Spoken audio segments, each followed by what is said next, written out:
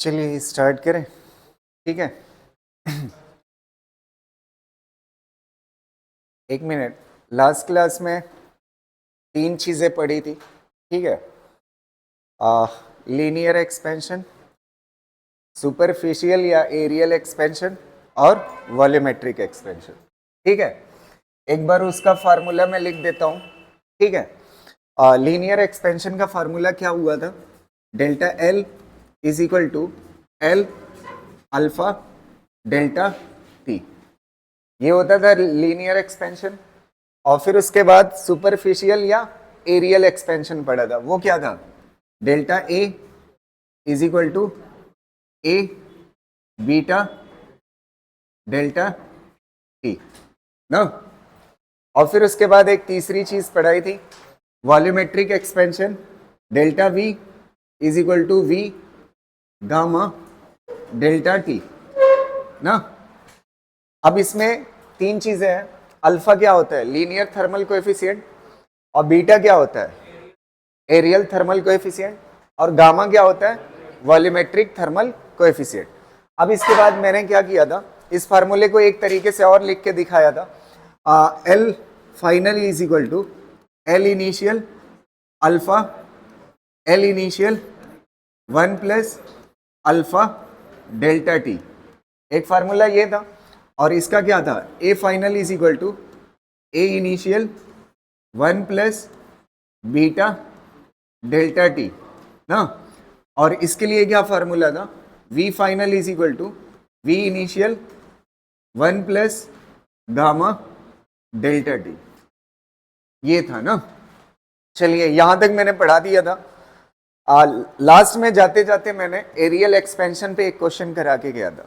तो एरियल पे कोई बहुत ज्यादा क्वेश्चन नहीं आता। आज हम देखेंगे वॉल्यूमेट्रिक एक्सपेंशन। क्या देखेंगे? वॉल्यूमेट्रिक एक्सपेंशन और इससे रिलेटेड क्वेश्चन। समझ आ रहे ना? तो सबसे पहले एक मिनट एक बात समझिएगा। लिक्विड के केसेस में, लिक्विड अगर हो, क्या हो?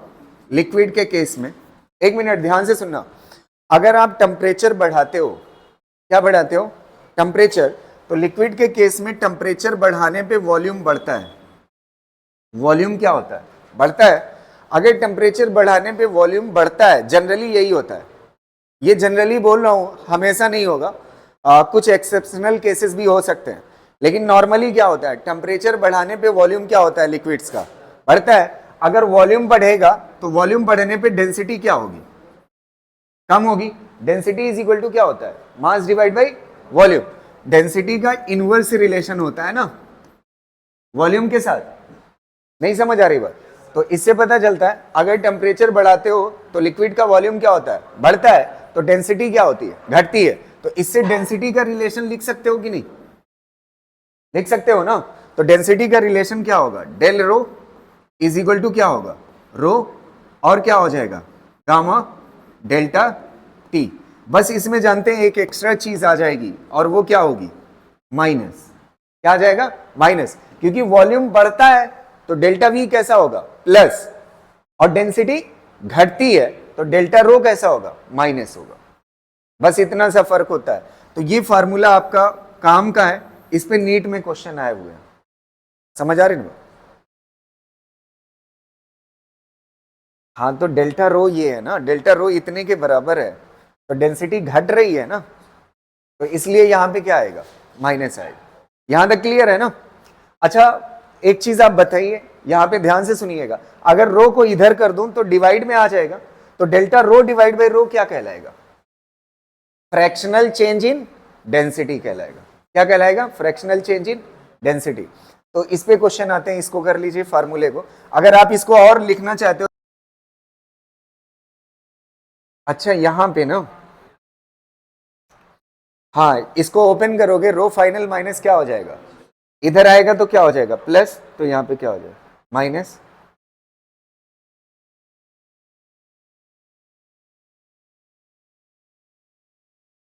ठीक है। इसको ओपन करोगे तो क्या हो जाएगा? रो फाइनल माइनस रो इनिशियल। रो इनिशियल को किधर ले जाओगे? उधर। ये भी रो इनिशियल ही होता है। समझ आ रहा? तो रो इनिशियल क्या कर लोगे? कॉमन ले लोगे तो ये बन जाएगा।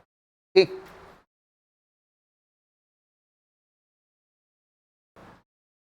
पहला क्वेश्चन पढ़ो question. The value of coefficient of volume expansion of glycerine.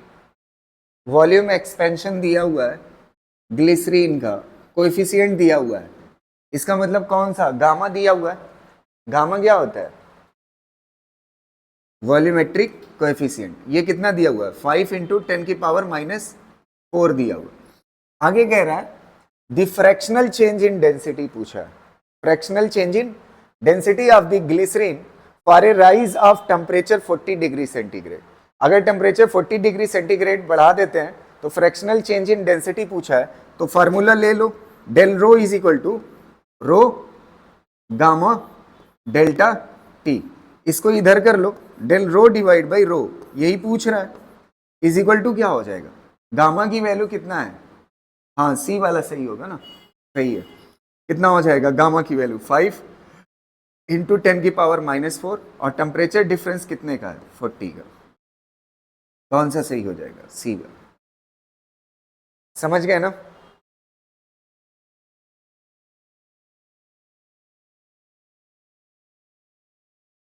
Next question देखें। देखो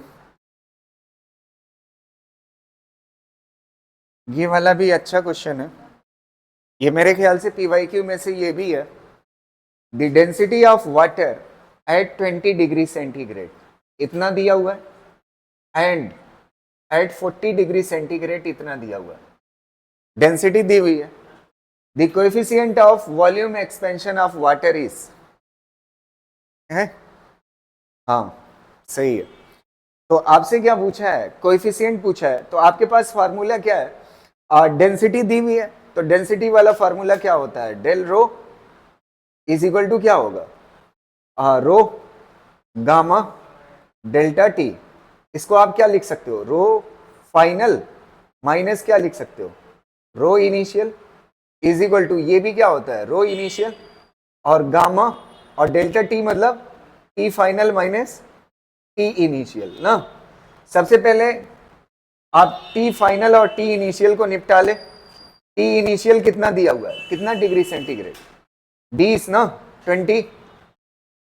20 डिग्री सेंटीग्रेड। और टी फाइनल कितना दिया हुआ है? 40 रख लिया, ठीक है। अच्छा डेंसिटी 20 पे कितना है? 20 पे जो है वो इनिशियल है, कितना है? 998 माइनस 40 पे जो है वो फाइनल है 992 ना। और यहाँ पे रो इनिशियल कितना? 20 पे है 998, और गामा की वैल्यू पूछा है, बता दीजिए। यहाँ से -6 आएगा ना, तो माइनस माइनस क्या हो जाएगा? यहाँ पे एक माइनस होता है ना फार्मूले में, यहाँ पे क्या होता है? माइनस होता है। माइनस माइनस क्या हो जाएगा? कैंसिल। सॉल्व करोगे आ जाएगा गामा की, ए वाला ना, सही है। ये माइनस छोड़िएगा नहीं, नहीं तो गड़बड़ हो जाएगा।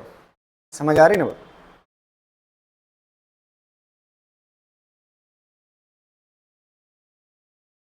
हो गया।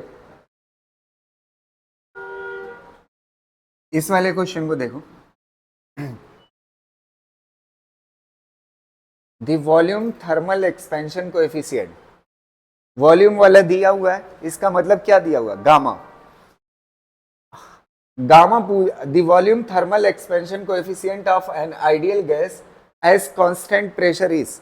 आपसे क्या पूछ रहा है? गामा की वैल्यू पूछ रहा है। इसकी value gamma. Volume thermal expansion coefficient पूछ रहा है ना, गामा की वैल्यू।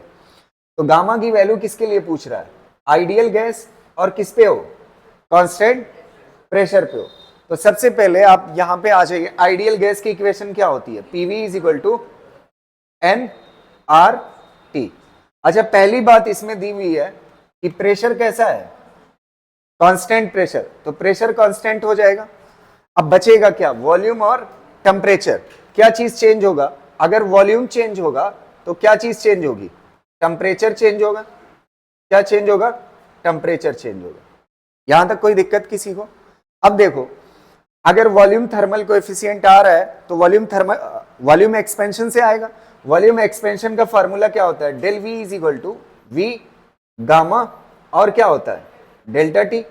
अच्छा यहां पे डेल वी की जगह पे आप रख सकते हो चेंज इन वॉल्यूम की जगह पे, ये कितना आ जाएगा, वॉल्यूम गामा डेल्टा टी ना, इज इक्वल टू क्या होगा, एन आर डेल्टा टी। यहां तक कोई दिक्कत नहीं है। अच्छा ये बताओ हमें क्या चाहिए, गामा चाहिए ना, तो gamma is equal delta T क्या हो जाएगा, cancel, gamma is equal to क्या हो जाएगा, एन आर डिवाइड बाई क्या हो जाएगा, पीवी। अच्छा पीवी कितने के बराबर होता है, एनआरटी के ना, आइडियल गैस के लिए एनआरटी, एनआर क्या हो जाएगा, कैंसिल, कौन सा सही होगा, समझ आ रही ना बात। अच्छा क्वेश्चन है, सिंपल सा, ठीक है।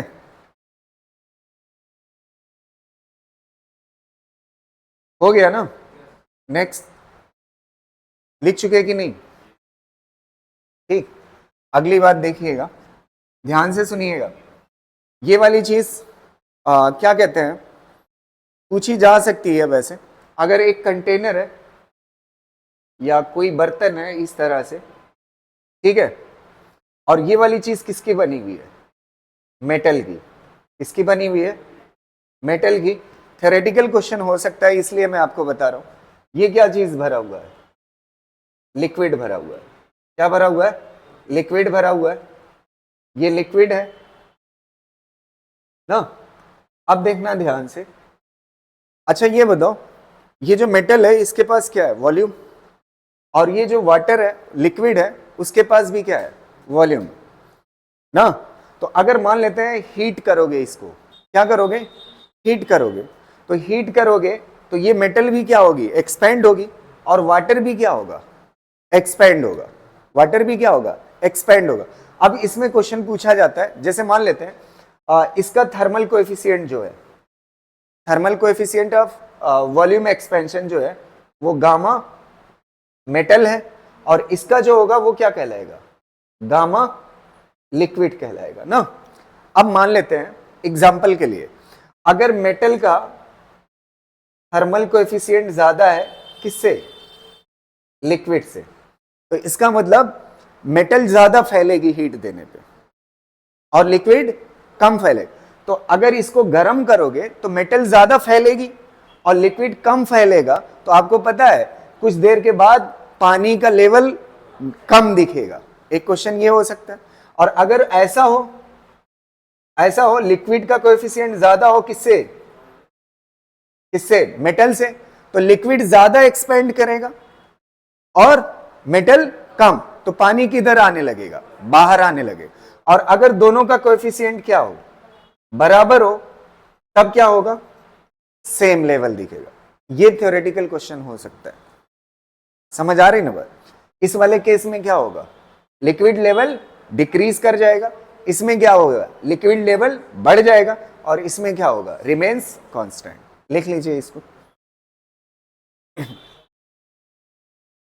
इसमें लिख लो ना। जब ऐसा होगा तो क्या होगा, अगर सिचुएशन ऐसी होगी तो वाटर लेवल क्या कर जाएगा, फॉल कर जाएगा, और इसमें वाटर लेवल राइज कर जाएगा, मतलब पानी बाहर आएगा, और इसमें क्या होगा, लेवल सेम होगा। ठीक है, हो गया। चलिए हेडिंग डालिए, कैलोरी मेट्री। इससे पहले जो हम पढ़े हैं ना कल से, वो थर्मोमेट्री थी। क्या थी, थर्मोमेट्री। अब हम पढ़ेंगे क्या चीज, कैलोरीमेट्री। ये कैलोरीमेट्री भी बहुत इंपॉर्टेंट है हीट ट्रांसफर में। ठीक है, तो इसमें समझिएगा, सबसे पहला पार्ट जो होगा कैलोरीमेट्री का, उसमें जो हमें पढ़ना है फेस चेंज पढ़ना है। क्या पढ़ना है, फेस चेंज। तो हेडिंग डाल लीजिए, फेस चेंज, फेस चेंज ना। फेस चेंज में जैसे मान लेते हैं आपके पास एग्जाम्पल के लिए एक बर्तन में आपने यहाँ पे आइस रखा है। क्या रखा है, आइस है। इसके अंदर आप इसको क्या दे रहे हैं, हीट दे रहे हैं। क्या दे रहे हैं, हीट दे रहे हैं। जब हीट देंगे तो क्या होगा, आइस क्या करेगी, मेल्ट करेगी। और हीट देंगे तो ये किस में कन्वर्ट हो जाएगी, वाटर में। फिर कन्वर्ट वाटर में होने के बाद क्या होगा, अगर और हीट देंगे तो वाटर का टेम्परेचर क्या करेगा, राइज करेगा, और टेम्परेचर राइज करते करते एक टाइम आएगा तो ये क्या करेगा, इवेपोरेट करेगा। क्या करेगा, इवेपोरेट करेगा। इसी को पढ़ना है, इसको क्या बोलते हैं, फेस चेंज बोलते हैं। क्या बोलते हैं, फेस चेंज। यहां तक क्लियर है ना। फेस चेंज में सबसे पहले कुछ टर्म्स हम जान लेते हैं क्या क्या होते हैं। अगर हमारा, देखना ध्यान से, अगर हमारा सॉलिड से क्या बन रहा है, लिक्विड बन रहा है। क्या बन रहा है, लिक्विड। तो इस प्रोसेस का नाम क्या होता है वो जान लेते हैं, फिर उसके बाद फेस चेंज हम पढ़ेंगे। सॉलिड से क्या बन रहा है, लिक्विड। तो सॉलिड से अगर लिक्विड बनता है तो इसे बोलते हैं मेल्टिंग। क्या बोलते हैं, मेल्टिंग ना, इसे क्या बोलते हैं, मेल्टिंग। और अगर लिक्विड से सॉलिड बनता है, लिक्विड से क्या बनता है, लिक्विड से क्या बनता है, सॉलिड। फेस चेंज होकर के क्या बन जाता है, सॉलिड। तो लिक्विड से अगर सॉलिड बनेगा तो इसे क्या बोलते हैं, फ्रीजिंग तो घर की लैंग्वेज है, फिजिक्स में फ्यूजन बोलते हैं। क्या बोलते हैं, फ्यूजन है। फ्यूज मतलब जुड़ना, समझे, फ्यूजन मतलब टूटना होता है, फ्यूज मतलब जुड़ना। तो ये क्या कहलाता है, फ्यूजन कहलाता है। एक मिनट, ओए रुक जाओ, ये दो चीजें हो गई। अब एक इंपॉर्टेंट चीज इसमें समझिएगा। अगर मान लेते हैं लिक्विड है, अभी मैं आपको बता रहा हूं, लिक्विड से अगर किस में कन्वर्ट हो रहे हैं, वेपर बन रही है। क्या बन रही, वेपर। तो इसे क्या बोलते हैं, वेपराइजेशन। क्या बोलते हैं, वेपराइजेशन। और अगर उल्टा हो रहा है, वेपर से क्या बन रहा है, वेपर से क्या बन रहा है, लिक्विड, तो क्या कहलाएगा, कंडेंसेशन। क्या कहलाएगा, कंडेंसेशन ना, कंडेंसेशन कहलाएगा। अब आप ध्यान से सुनिएगा मेरी बात। सबसे पहले एक चीज आप फील करिए, इसमें तीन चीजें होती हुई दिखाई देगी, वो तीनों चीजों पे कंसंट्रेट करिएगा, पहले समझिएगा। अगर मेरे पास मान लेते हैं आइस है -20 डिग्री सेंटीग्रेड, कितने पे था, -20 डिग्री सेंटीग्रेड। तो आइस को आपने हीट देना शुरू किया। जब आप हीट देना शुरू करोगे तो इसका टेम्परेचर -20 से कहां तक जाएगा, 0 तक। -20 से कहां तक जाएगा, 0 तक। तो ये टेम्परेचर सिर्फ क्या हुआ है, बढ़ा है। हीट ने क्या किया है, आइस का टेम्परेचर बढ़ाया है। कहां तक लेके इसको कहां पहुंचा दिया, -20 से कहां तक पहुंचा दिया, 0 तक। कहां पे पहुंचा दिया, 0 पे। अब 0 पे क्या होगा, जब और हीट दोगे तो अब जो है आइस मेल्ट होना शुरू हो जाएगी। क्या होना, अच्छा अभी तक हीट क्या काम कर रही थी, टेम्परेचर बढ़ा रही थी। क्या बढ़ा रही थी, टेम्परेचर। अभी भी ये क्या है, आइस ही है। तो आइस का टेम्परेचर बढ़ाया है किसने, हीट ने। तो जो हीट टेम्परेचर बढ़ाती है उसे सेंसिबल हीट बोलते हैं। उसे क्या बोलते हैं, सेंसिबल हीट। जो हीट क्या बढ़ाती है, टेम्परेचर। अब और हीट दोगे तो ये आइस क्या होगा, आइस क्या करना शुरू कर, मेल्ट करना शुरू कर। तो जब मेल्ट करना शुरू करेगा तो अब जो भी एनर्जी आएगी वो किस काम में खर्च हो रही है, मेल्ट करने में। सॉलिड से क्या बन रहा है, लिक्विड बनाने में खर्च हो रही। तो ये जो एनर्जी खर्च हो रही है इसे क्या बोलते हैं, लेटेंट हीट बोलते हैं। इसे क्या बोलते हैं, लेटेंट हीट। तो जो हीट क्या करती है, टेम्परेचर को चेंज कराती है, उसे सेंसिबल हीट। और जो हीट फेस चेंज कराती है या स्टेट चेंज कराती है उसे क्या बोलते हैं, लेटेंट हीट। अब इसके बाद देखिए ये क्या बन जाएगा, 0 पे पूरा क्या बन जाएगा, हीट देते रहोगे वाटर बन जाएगा। फिर टेम्परेचर बढ़ाओगे तो ये अभी वाटर रहेगा कहां तक, 100 तक। 0 से कहां तक वाटर रहेगा, 100 तक। तो लगातार इसका टेम्परेचर क्या हो रहा है, बढ़ रहा है। तो इस वक्त जो हीट की जरूरत है, सेंसिबल हीट। फिर उसके बाद ये क्या करेगा, जब 100 पे क्या बनना शुरू होगा, वेपर। और लगातार जितना हीट दोगे 100 पे वो किस में कन्वर्ट होती जाएगी, लिक्विड, वेपर में कन्वर्ट होता जाए। तो इस वक्त जो भी हीट लग रही है वो कौन सी है, लेटेंट हीट। क्या लग रही है, लेटेंट। तो लेटेंट हीट का काम क्या होता है, फेस चेंज कराना। और सेंसिबल हीट का काम क्या होता है, टेम्परेचर। अब देखना एक बात यहां से समझिएगा, ध्यान से सुनिएगा। अच्छा सॉलिड से लिक्विड जब बनेगा, सॉलिड से क्या, लिक्विड। तो जब सॉलिड से लिक्विड की तरफ जाएगा तो आपको एनर्जी क्या होगी, मिलेगी ना। जब सॉलिड से क्या हो रहा है, लिक्विड बन रहा है, तो आपको एनर्जी क्या होगी, मिलेगी। लेकिन जब लिक्विड सॉरी जब जब सॉलिड से क्या बनाएंगे, लिक्विड, अरे आइस है ना, आइस को हीट दोगे तो क्या होगा, मेल्ट होगा। तो एनर्जी आपको देना पड़ेगा ना। जब सॉलिड से क्या बनाओगे, लिक्विड, तो मेल्ट करने के लिए किसकी जरूरत है, एनर्जी की। अच्छा इसका उल्टा सोचिए, ये ओए रुक जाओ, इसका उल्टा सोचिए, लिक्विड से क्या हो, जब सॉलिड बनेगा तो एनर्जी ये रिलीज करेगा। क्या करेगा, रिलीज करेगा। तो एक चीज आप समझिए, जब सॉलिड से लिक्विड ये फेज चेंज है ना, तो कौन सी हीट लगेगी, लेटेंट। तो लेटेंट हीट इसमें क्या होगी, लगेगी ना, तब जाके ये सॉलिड किस में बदलेगा, लिक्विड में। और इसमें क्या होगा, लिक्विड से जब सॉलिड बनेगा तो हीट निकलेगी। तो इसमें जितना देना पड़ता है उतना ही इसमें क्या होता है, मिलती है। तो लेटेंट हीट ऑफ मेल्टिंग बराबर होती है लेटेंट हीट ऑफ फ्यूजन के। तो आप यहां पे क्या लिख लोगे, latent heat of melting, latent heat of क्या चीज, मेल्टिंग, बराबर होती है किसके, लेटेंट हीट ऑफ फ्यूजन के ना। एक मिनट, अगला स्टेप सुनिएगा। इसमें क्या होगा, इसमें लिक्विड से वेपर बनाना है, तो आपको हीट देनी पड़ेगी। अरे गर्म करोगे तभी तो लिक्विड से क्या बनेगी, वेपर। तो जितना हीट लिक्विड से वेपर बनाने में लगती है, अगर वेपर कंडेंस होकर के लिक्विड बनाएगी तो हीट देगी, दोनों हीट क्या होगी, सेम होगी। तो लेटेंट हीट ऑफ वेपराइजेशन बराबर होती है किसके, लेटेंट हीट ऑफ कंडेंसेशन। समझ आए। तो यहां पे क्या लिख लोगे, लेटेंट हीट ऑफ वेपराइजेशन बराबर होती है किसके, latent heat of condensation, latent heat of condensation. ये बात क्लियर रहेगी ना। कभी कभी क्या होता है, क्वेश्चन सॉल्व करते वक्त ना मुझे जरूरत पड़ती है लेटेंट हीट ऑफ वेपराइजेशन की, और क्वेश्चन में दिया होता है कंडेंसेशन, तब हम ढूंढने लगते हैं। तो आपको जब ये बात पता रहेगी दोनों इक्वल होते हैं तो आपको दिक्कत नहीं होगी।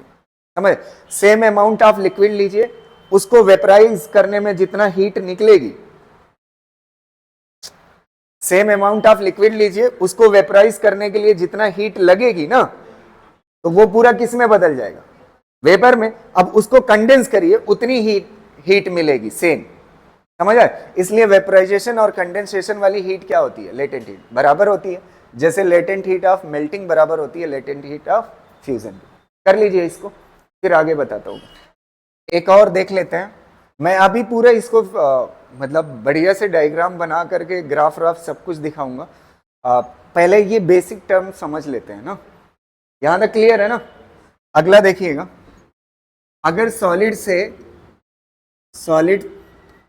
से लिक्विड बन रहा हो, क्या बन रहा हो, वो वेपर बन रहा हो, क्या बन रहा हो, सॉलिड से सीधा वेपर, तो इसे क्या बोलते हैं, सब्लिमेशन बोलते हैं। क्या बोलते हैं, सब्लिमेशन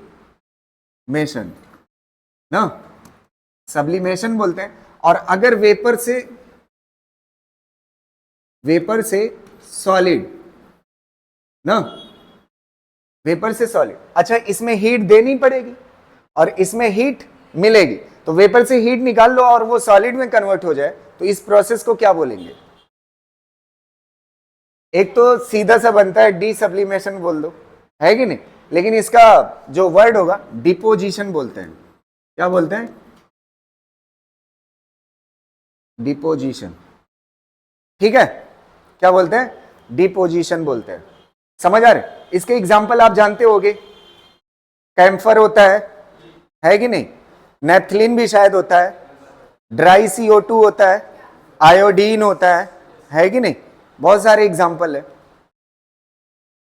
के बाद समझ लेते हैं सबसे पहले सेंसिबल हीट और लेटेंट हीट के बारे में। तो एक तरफ क्या लिख लेंगे, लेटेंट हीट,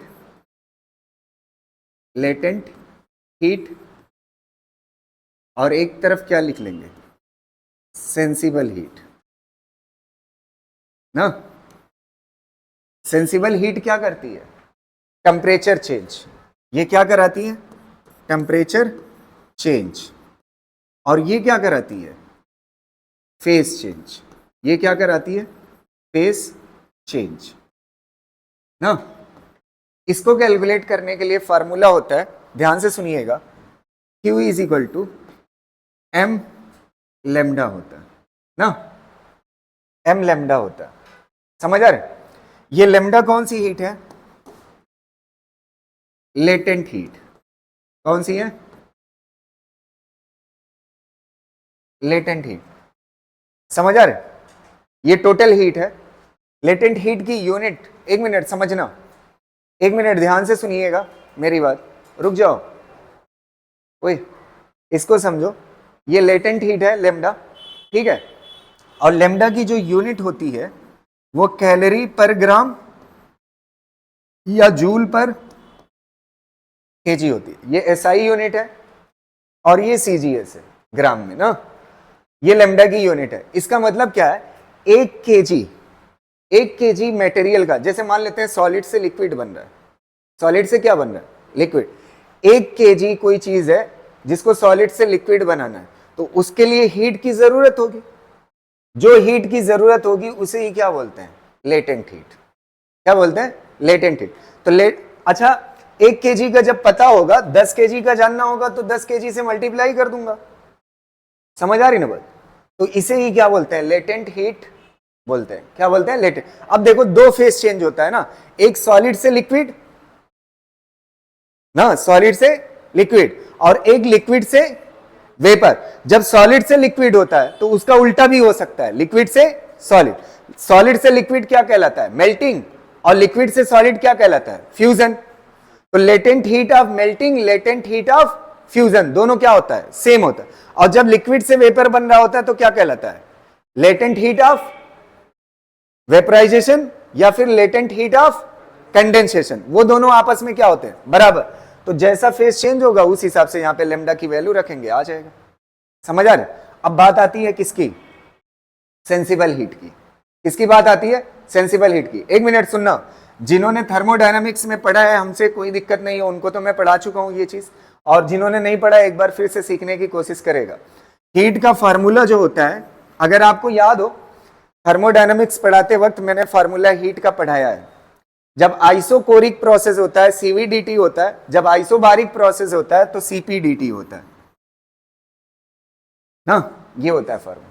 एक मिनट सुनना, जिसको नहीं समझ आए वो भी समझने की कोशिश करेगा, ध्यान से सुनेगा। एक फार्मूला सीपीडीटी हो सकता है, लेकिन जो हमारा यहां पे इस क्वेश्चन में काम करेगा फार्मूला, वो ये वाला होगा, एम सीपीडीटी काम करेगा। और एक फार्मूला ये भी हो सकता है, सबसे कम काम आएगा, ज्यादातर यही काम आएगा हीट का फार्मूला, ये वाला होता है एन सीपीडीटी ना। अब जिसको नहीं समझ में आया ध्यान से सुने मेरी बात, एक मिनट। सीपी की यूनिट, ये जो सीपी है ना, सीपी की यूनिट जो होती है, सीपी अगर ऐसे दिया हुआ है, जूल पर केल्विन दिया हुआ है। एक मिनट सुनना, सीपी की यूनिट क्या है, जूल पर केल्विन। अच्छा, डीटी की यूनिट क्या होगी, केल्विन। टेम्परेचर है ना, तो केल्विन से केल्विन क्या हो जाएगा, कट जाएगा, तो क्या बचेगा, जूल। तो इसका मतलब सही लिखा हुआ है, हीट की यूनिट जूल। अब यहां पे देखिए, इसमें इस वाले सीपी की जो यूनिट होती है ना, इस वाले सीपी की, वो होती है जूल पर केजी केल्विन होती है, जूल पर केजी केल्विन होती है इस वाले सीपी की यूनिट। इस वाले सीपी की क्या है, जूल पर केल्विन है, इसकी क्या होती है, जूल पर केजी केल्विन। अब आप देखिए, ध्यान से सुनो, एक मिनट। ये टेम्परेचर है ना, टेम्परेचर किसको हटा देगा, केल्विन को। और ये क्या है, मास, मास की क्या है, केजी, केजी किसको हटा देगा, केजी को, क्या बचेगा, जूल बचेगा। समझ आ रहे। और इसके सीपी की यूनिट क्या होती है, जूल पर मोल केल्विन, ये होती है। अच्छा, टेम्परेचर डिफरेंस किसको हटा देगा, केल्विन को हटा देगा, और मोल किसको हटा देगा, मोल्स को हटा देगा, क्या बचेगा, जूल। तो आप सीपी की यूनिट देख करके डिसाइड करेंगे, ये वाला लगेगा, ये वाला लगेगा, या ये वाला। लेकिन ज्यादातर क्वेश्चन इसी से सॉल्व हो जाएगा, इसकी जरूरत कम पड़ेगी। समझ। अब दूसरी चीज सुनिएगा, इसको बोलते हैं जो सीपी, ये बताया था, ये जो सीपी होता है इसको बोलते हैं हीट कैपेसिटी। क्या बोलते हैं? Heat capacity. इसको बोलते हैं हीट कैपेसिटी। अगर ये हीट कैपेसिटी है तो एक चीज आप समझिए, ये सीपी की यूनिट क्या है? जूल पर, एक मिनट देखो, जूल पर केजी केल्विन है। अच्छा, मास की क्या होती है? केजी। तो केजी से केजी क्या हो जाएगा? कैंसिल, क्या बचेगा? जूल पर केल्विन। इसका मतलब ये जो एमसीपी लिखा हुआ है ये भी क्या है? हीट कैपेसिटी ना। अच्छा, इसकी सीपी की क्या है? जूल पर मोल केल्विन। मोल से मल्टीप्लाई करोगे तो क्या हो जाएगा? मोल मोल, कैंसिल हो जाएगा, क्या बचेगा? जूल पर केल्विन। इसको भी क्या कहते हैं? Heat capacity. तो ये तीनों क्या है? Heat capacity.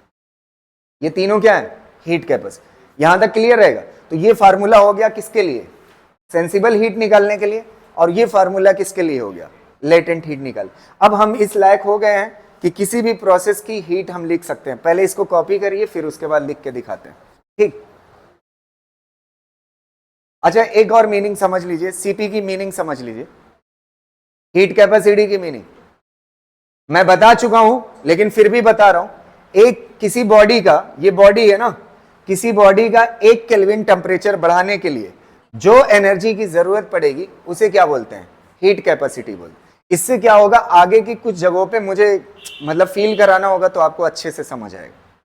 हीट कैपेसिटी किसे कहते हैं? एक बार बोलिए। किसी बॉडी का 1 केल्विन टेम्परेचर बढ़ाने के लिए जो हीट की जरूरत पड़ेगी उसी हीट को क्या बोलते हैं? हीट कैपेसिटी बोलते हैं। ठीक है, कर लीजिए। लेटेंट हीट और सेंसिबल हीट हमने देख लिया। अब चलिए लिखते हैं इसको, देखते हैं आगे।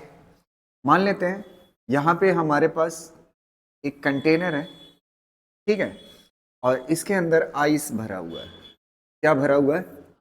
आइस, ठीक है, ये आइस है, ठीक। और इसको हम क्या दे रहे हैं? हीट दे रहे हैं। क्या दे रहे हैं? हीट दे रहे हैं, डेल्टा क्यू ना। अब हीट दे रहे हैं, ठीक है। मान लेते हैं ये जो आइस है ना, इसका टेम्परेचर है -20 डिग्री सेंटीग्रेड। कितना है? -20 डिग्री सेंटीग्रेड। अब आप देखिए, सबसे पहले आइस क्या होगी? आइस कितने पे है? -20 पे। तो ये सॉलिड फॉर्म में है, जानते हैं, इतना तो आप जानते होंगे। आइस मेल्ट कहाँ स्टार्ट होती है करना? 0 डिग्री सेंटीग्रेड पे।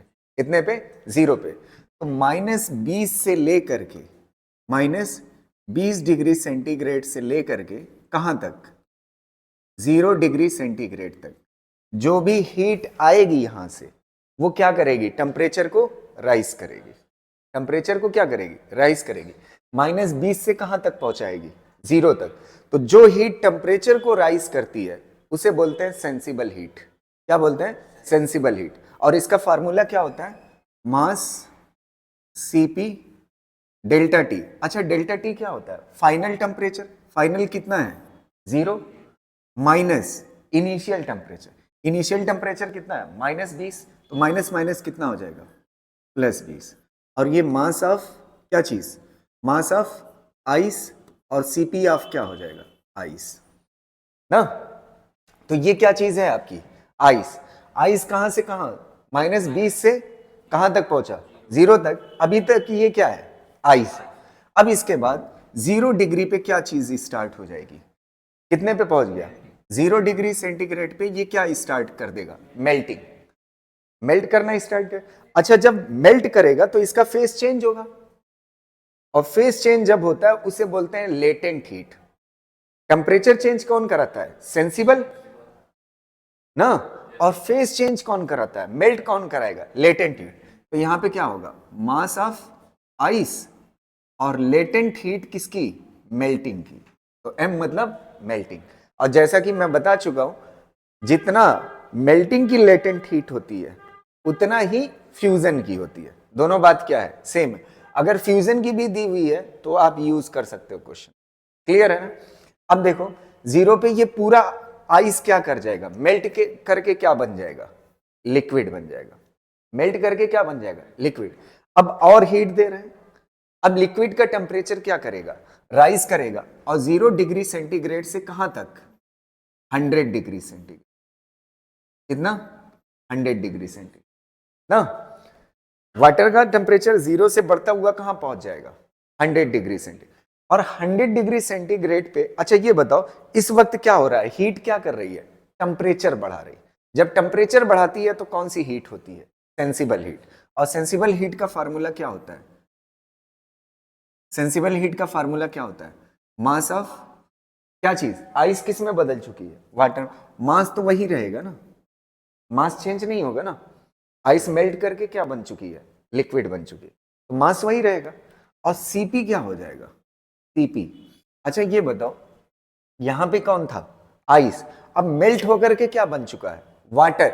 वाटर की सीपी वैल्यू अलग होती है, आइस की सीपी वैल्यू अलग होती है। तो यहां पे क्या हो जाएगा, सीपी ऑफ वाटर ना। और टेम्परेचर डिफरेंस कितना हो जाएगा, 100 माइनस कितना हो जाएगा, 0 ना। अब कहां पे पहुंच चुका है, 100 पे। अच्छा 100 के बाद क्या, 100 पे क्या होगा, अब देखो 0 से वाटर का टेम्परेचर कितना पहुंच चुका है, 100। अब 100 पे अगर और हीट दोगे, हीट लगातार दे रहे, अगर 100 पे भी हीट दोगे तो क्या होगा, बॉयल होना शुरू हो जाएगा।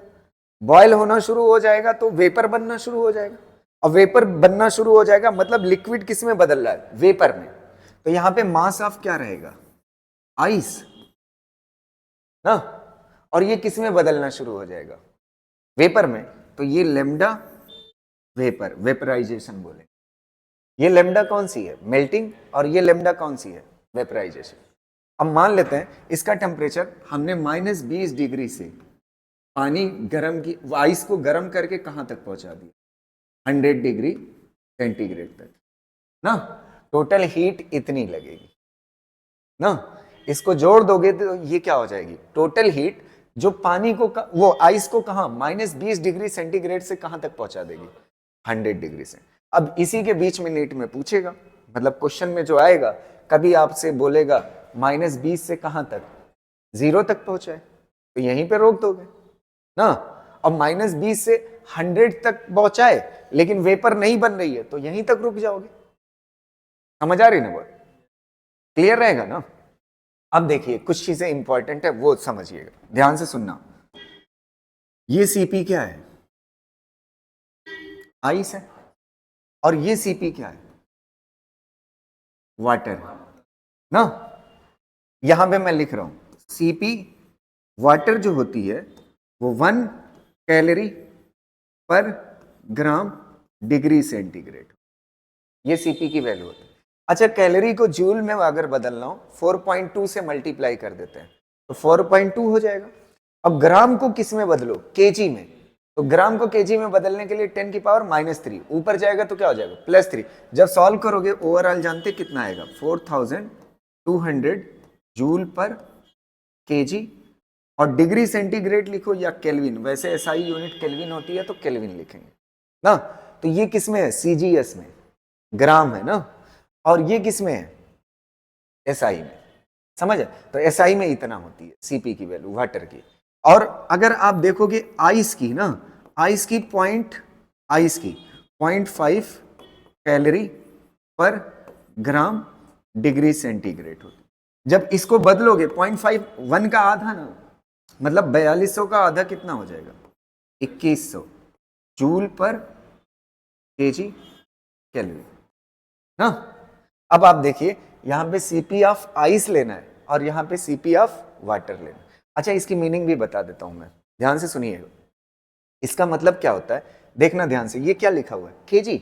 कोई वाटर के लिए पढ़ रहे हो ना, वाटर कितने का, ये किसके लिए लिखा हुआ, वाटर। वाटर कितने का लीजिए, 1 केजी का। कितना वाटर लीजिए, 1 केजी। 1 केजी वाटर का ये क्या है, केल्विन। 1 केल्विन टेम्परेचर बढ़ाने के लिए, 1 केजी वाटर का 1 केल्विन टेम्परेचर बढ़ाने के लिए जो हीट की जरूरत होगी, जूल किसकी यूनिट है, हीट की जरूरत, कितना 4200 जूल की जरूरत होती है। 1 केजी वाटर का 1 केल्विन टेम्परेचर बढ़ाने के लिए 4200 जूल की जरूरत है। और आपको पता है आइस, आइस अगर 1 केजी हो, कितना हो, 1 केजी, उसका कितना टेम्परेचर बढ़ाना हो, 1 केल्विन, तो सिर्फ 2100 जूल की जरूरत है। तो किसके पास ज्यादा एनर्जी रखने के, वाटर के पास ज्यादा है ना, तो इसीलिए वाटर को बोलते हैं कूलेंट होता है। कभी कभी आपकी गाड़ी चलते चलते अगर आपका कूलेंट खत्म हो जाता है तो वाटर डाल देते हैं, काम चल जाता है। वाटर के अंदर हीट रखने की जगह ज्यादा होती है, वो टेम्परेचर कम बढ़ाता है और हीट ज्यादा रखता है ना। हाँ, क्लियर रहेगा। हाँ हाँ, क्लियर है ना ये बात। तो सीपी किसकी जाए। अब एक क्वेश्चन मैं आपसे पूछता हूं, मेटल में ज्यादा हीट रखने की कैपेसिटी होती है या वाटर में? तो वाटर में ज्यादा होती है, वाटर अपने अंदर ज्यादा स्टोर करके रखता है। क्लियर रहेगा ना, ये सीपी आपको क्लियर होगी। अब दो चीज और क्लियरिटी के लिए बताता हूं, ध्यान से सुनिएगा। सीपी के बाद ये वाली चीज समझिए, सीपी क्लियर है ना। अब सीपी के बाद ये वाली चीज देखिए, ये लेमडा क्या है, मेल्टिंग, और ये क्या है, लेमडा वेपराइजेशन। लेमडा मेल्टिंग जो होता है ना, मतलब आइस को मेल्ट करने के लिए, आइस को मेल्ट करने के लिए जो एनर्जी की जरूरत होती है वो 80 कैलोरी पर ग्राम की जरूरत होती है।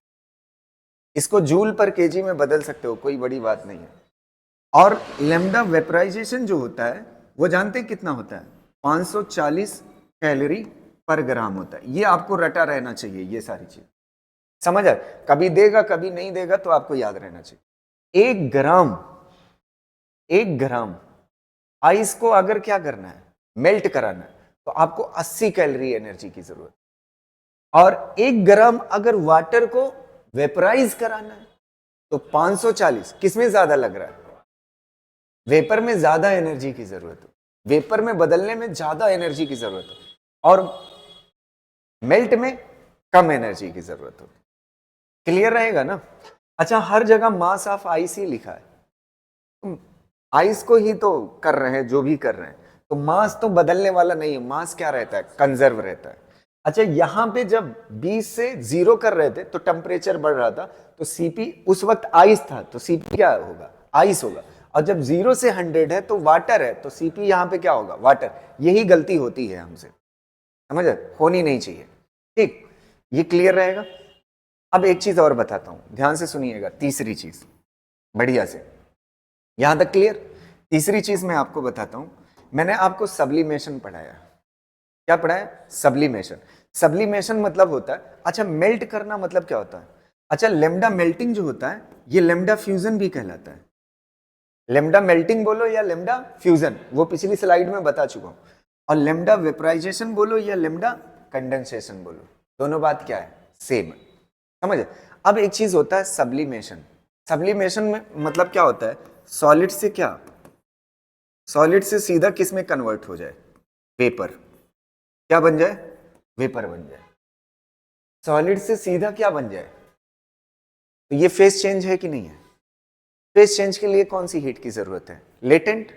इसमें जो लेमडा की वैल्यू होती है, लेमडा की वैल्यू वो जानते हैं, लगभग 670 कैलोरी पर ग्राम होती है। ये लेटेंट हीट ऑफ क्या है, सब्लिमेशन। क्या है, सब्लिमेशन। अच्छा ये बताओ, मेल्टिंग 80 है, वेपराइजेशन 540 है, और सब्लिमेशन 600, तो सबसे ज्यादा कौन होता है, सब्लिमेशन। याद कैसे, कभी अगर भूल जाता है कौन सबसे ज्यादा होता है, ये सीधा सॉलिड से किस में जा रहा है। जनरली क्या होता है, आइस पहले लिक्विड बनेगी फिर वेपर बनेगी, समझ आए, तो इसमें ज्यादा लगती है सब्लिमेशन। और सब्लिमेशन का एग्जांपल आपके पास बहुत सारे हैं, ठीक है, दे ही चुका हूं स्लाइड में, ठीक है, क्लियर है ना। तो सब्लिमे तो याद क्या रखोगे, सबसे ज्यादा लेटेंट हीट ऑफ सब्लिमेशन होती है, फिर उसके बाद वेपराइजेशन होती है, फिर कौन सी होती है, मेल्टिंग। पहले इसको कॉपी कर लीजिए फिर आगे बात करते हैं, ठीक है।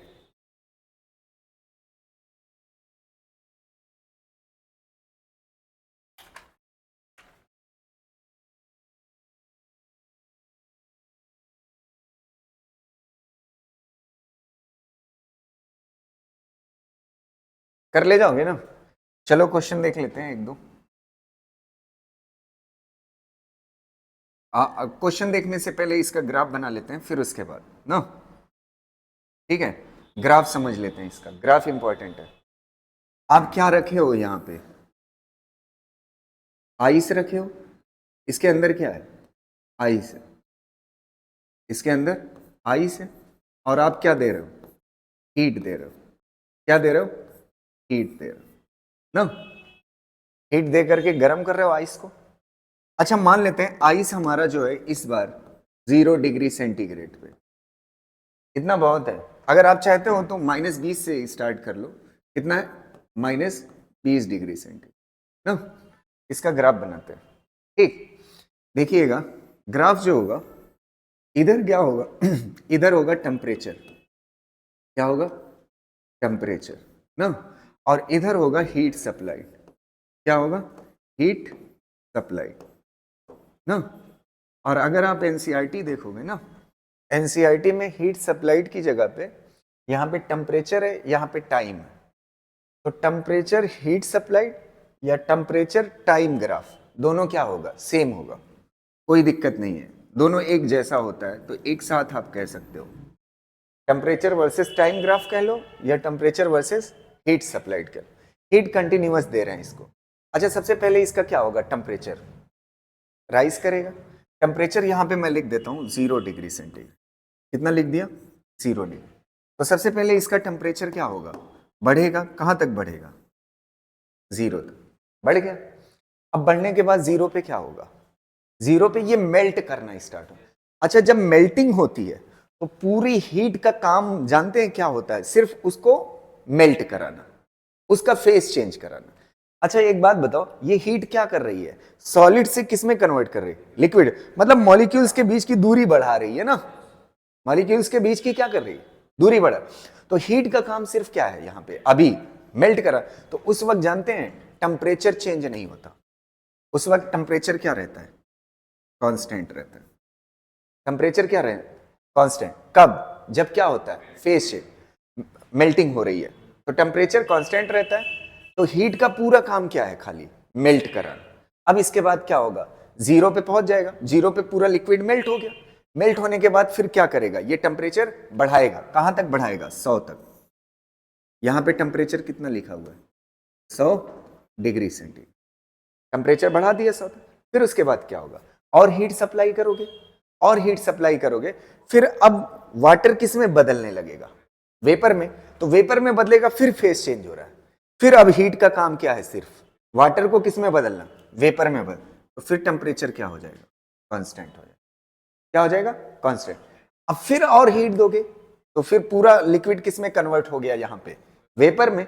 अब इसके बाद बढ़ाओगे हीट तो उसका टेम्परेचर क्या होगा, बढ़ेगा, इस तरह से ना। यहां पे देखिए, यहां पे टेम्परेचर कितना है, 0 डिग्री सेंटीग्रेड, और यहां पे टेम्परेचर कितना है, 100 डिग्री सेंटीग्रेड। ये कौन सा पॉइंट है, मेल्टिंग, और ये कौन सा पॉइंट है, बॉइलिंग। अच्छा ये जो ग्राफ बना है ये कांस्टेंट प्रेशर पे बना है, इस पे बना है कांस्टेंट प्रेशर, इस पे बना हुआ कांस्टेंट प्रेशर, समझ आ रहे। तो कांस्टेंट प्रेशर पे, इस पे कांस्टेंट प्रेशर पे जब फेज चेंज होता है तो टेम्परेचर भी क्या हो जाता है, कांस्टेंट। देखो टेम्परेचर यहां पे कितना है, जब तक फेज चेंज हो रहा है 0, और जब तक फेज चेंज हो रहा है टेम्परेचर कितना है, 100।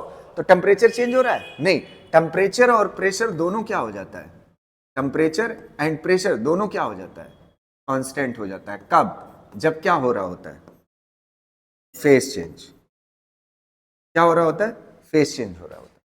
टेम्परेचर और प्रेशर दोनों क्या रहता है, कांस्टेंट रहता है। कब, जब क्या हो रहा हो, फेज चेंज हो रहा हो, समझ। और जब फेज चेंज हो रहा होता है तो इसी को बोलते हैं इक्विलिब्रियम कंडीशन। क्या बोलते हैं, इक्विलिब्रियम, क्या बोलते हैं, इक्विलिब्रियम। तो इसको भी क्या बोलेंगे, इक्विलिब्रियम। यहां इक्विलिब्रियम नहीं है, यहां इक्विलिब्रियम नहीं है। जब कैसा है, टेम्परेचर कांस्टेंट है तो क्या है, इक्विलिब्रियम। इक्विलिब्रियम में क्या है, यहां पे क्या है, सॉलिड और किस में मेल्ट होकर के, लिक्विड। तो सॉलिड और लिक्विड किस में है, इक्विलिब्रियम। और यहां पे कौन इक्विलिब्रियम में, लिक्विड और वेपर। कौन इक्विलिब्रियम में, लिक्विड और वेपर।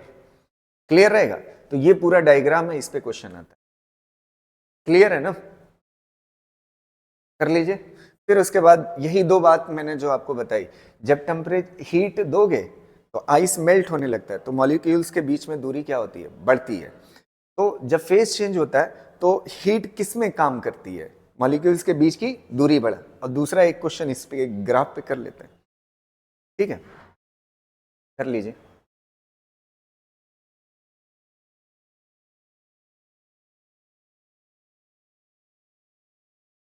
क्लियर है ना? चलो इस क्वेश्चन को देखो, बताओ कौन सा सही हो। During melting process the heat given to a body is utilized in increasing temperature. Melting जब होती है ना तो टेम्परेचर क्या रहता है, कांस्टेंट रहता है। ये बात क्या है, गलत है, ठीक है। अगला देखो, increase the density of the material. तो अभी जब मैं शुरुआत में बताया था, जनरली क्या होता है, ज्यादातर केसेस में टेम्परेचर बढ़ाने पे वॉल्यूम बढ़ता है, मटेरियल का वॉल्यूम बढ़ता है तो डेंसिटी क्या होती है, कम होती है। ये तो बढ़ने की बात कर रहा है, अभी इस पर टिक नहीं करते, अगला भी पढ़ लेते हैं। Increasing the average distance between the molecules. तो जब फेज चेंज हो रहा होता है ना, तो डिस्टेंस मॉलिक्यूल्स के बीच में क्या होती है, बढ़ती है। सॉलिड से लिक्विड अगर बदल रहा है तो क्या होता है, जनरली बढ़ती है। तो ये वाला क्या हो जाएगा। अच्छा, मास, मास तो यार हर चीज का क्या रहता है, कंजर्व ही रहता है, कांस्टेंट ही रहता है। चलो ये क्लियर है ना। एक क्वेश्चन उस पे डायग्राम पे देख लेते हैं, ठीक है।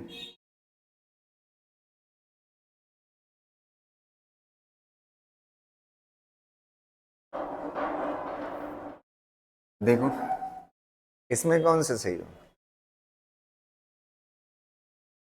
पक्का।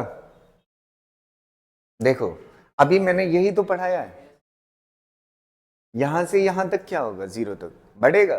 फिर जब जीरो पे मेल्टिंग स्टार्ट हो जाएगी, फिर उसके बाद मेल्ट होने के बाद टेम्परेचर 100 तक क्या करेगा, 100 तक राइज करेगा। फिर 100 के बाद क्या हो जाएगा, वेपर में बदलने लगे। तो कौन सा सही है, ये वाला सही। ये टेढ़ा बेड़ा। अच्छा ये गलत क्यों है, -20 पे कह रहा है, ये कैसा टेम्परेचर है, जीरो ना। ये कब होता है ये वाला फेज, जब फेज चेंज हो रहा होता है। -20 से जीरो तक क्या होगा, लगातार टेम्परेचर बढ़ता है। टेम्परेचर क्या होता है, बढ़ता है। तो ये गलत है, देखो इसमें क्या हुआ है, बढ़ा है ना। तो ये क्या है, गलत है, ये तो और गलत है। क्लियर रहेगा ना। चलो इसको कॉपी कर लो, एक और देख लेते हैं।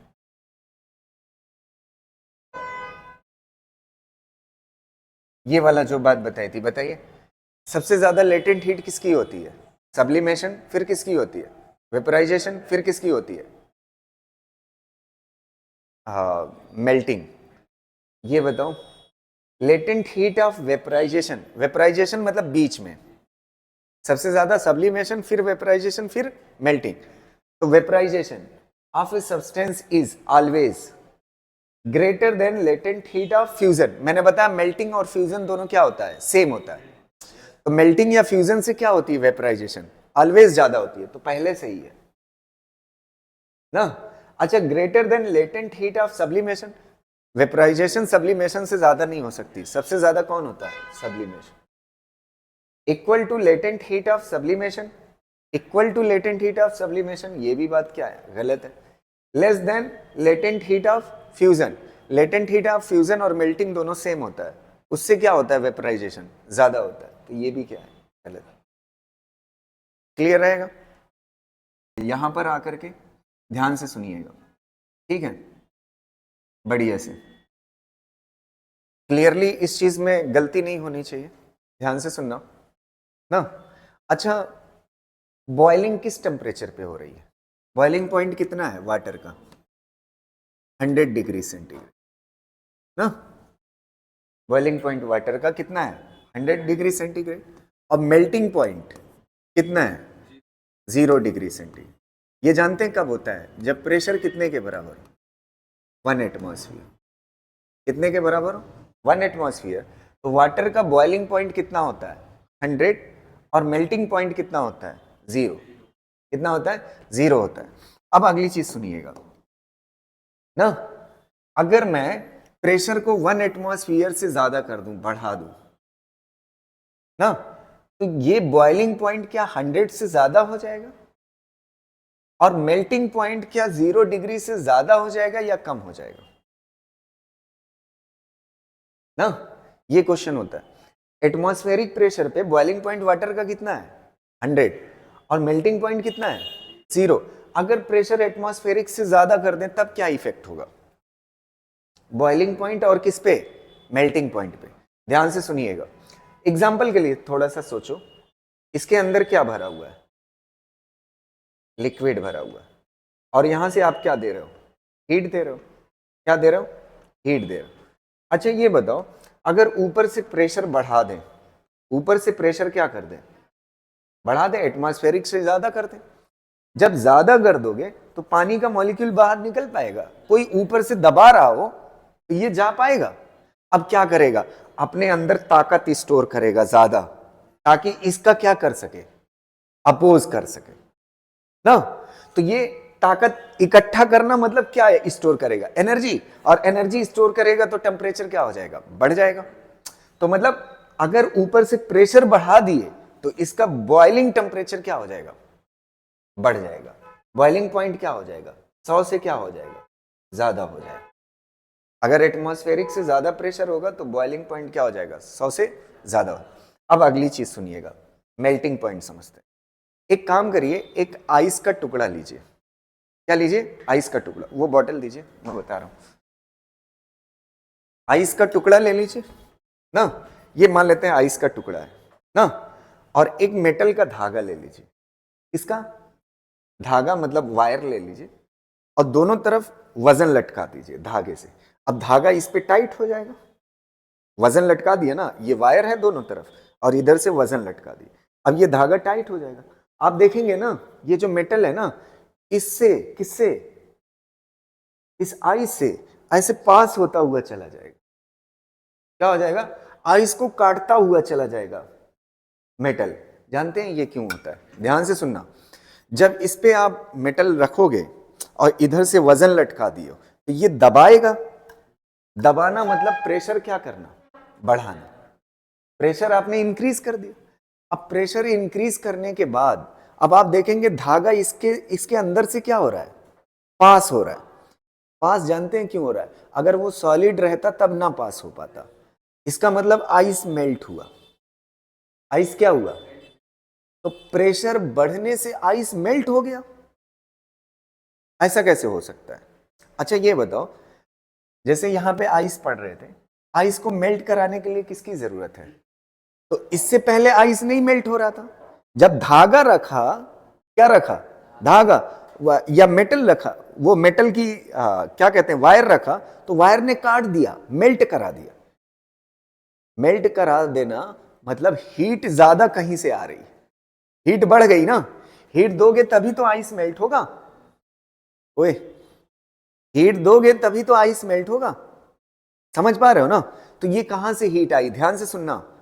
अगर इसका मेल्टिंग पॉइंट कितना है 0 है तो पहले बाहर तो टेम्परेचर वही है, टेम्परेचर मान लेते हैं बाहर का, ऐसे मान लेते हैं आपको एग्जांपल के लिए समझाने के लिए 5 डिग्री सेंटीग्रेड बाहर था, कितना था 5 डिग्री सेंट, और यहां पे था 0, तो टेम्परेचर डिफरेंस कितने का था 5 का, तो शायद उतना नहीं पिघला पा रहा था आइस को, उतना नहीं पिघला पा रहा। जब ये प्रेशर बढ़ाया, वायर को ऐसे पास किया ना, तो प्रेशर बढ़ने की वजह से प्रेशर बढ़ गया, इसने अपने मेल्टिंग पॉइंट को कम कर लिया, 0 के बजाय -10 डिग्री सेंटीग्रेड कर लिया, ऐसे समझाने के लिए बता रहा हूं। तो बाहर कितना है 5, अब यहां पे कितना हो गया -10, तो डिफरेंस ज्यादा हो गया कि नहीं। जब यहां पे 0 था बाहर 5 था तो कितने का डिफरेंस था 5, अब यहां पे -10 है और बाहर कितना है 5, तो जानते हैं कितने का हो गया 15 का। जब टेम्परेचर डिफरेंस ज्यादा होता है तो हीट का ट्रांसफर ज्यादा हो जाता है, तो हीट बढ़ जाएगी ना, और हीट बढ़ जाएगी तभी तो ये मेल्ट करेगा। तो मेल्ट करने का रीजन कौन है, मेल्टिंग पॉइंट क्या हो जाता है कम हो जाता है। जब प्रेशर बढ़ जाता है तो मेल्टिंग पॉइंट क्या हो जाता है कम हो जाता है। मेल्टिंग पॉइंट कम होने से हीट का ट्रांसफर क्या हो जाता है, बढ़ जाता है, और हीट का ट्रांसफर बढ़ने की वजह से वो बर्फ क्या बन जाता है, पानी बन जाता है, और वो काटता हुआ किधर चला जाता है, नीचे चला जाता है। मेटल वायर काटती हुई किधर चली जाती है, नीचे। अच्छा, मेटल वायर जैसे जैसे नीचे जाएगी, प्रेशर फिर ऊपर क्या हो गया, मेटल की वजह से बढ़ा था ना, फिर प्रेशर क्या हो जाएगा, कम, फिर आइस जुड़ना शुरू हो जाएगी। इधर काटता जा रहा है उधर। इस जुड़ने के प्रोसेस को क्या बोलते हैं जानते हैं, रेजिलेशन बोलते हैं। क्या बोलते हैं, रेजिलेशन।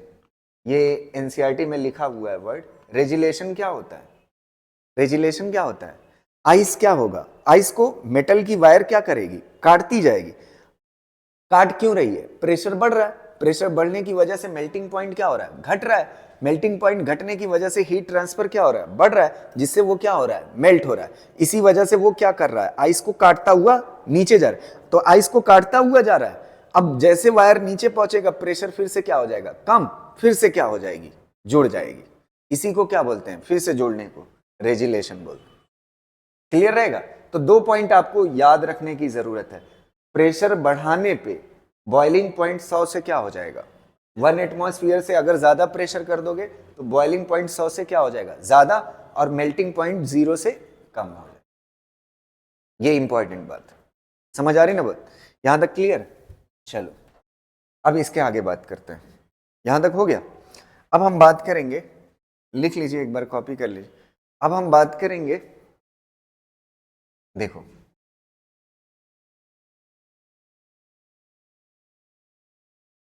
अब हम बात करेंगे कैलोरीमेट्री।